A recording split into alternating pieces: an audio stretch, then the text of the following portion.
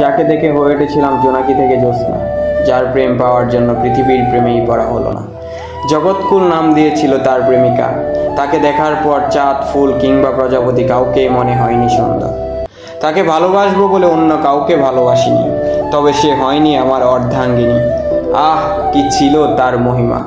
জগৎকুল নাম দিয়েছিল তার প্রেমিকা। সে তো হারায়নি, বরং আমি হারিয়েছি আমায়।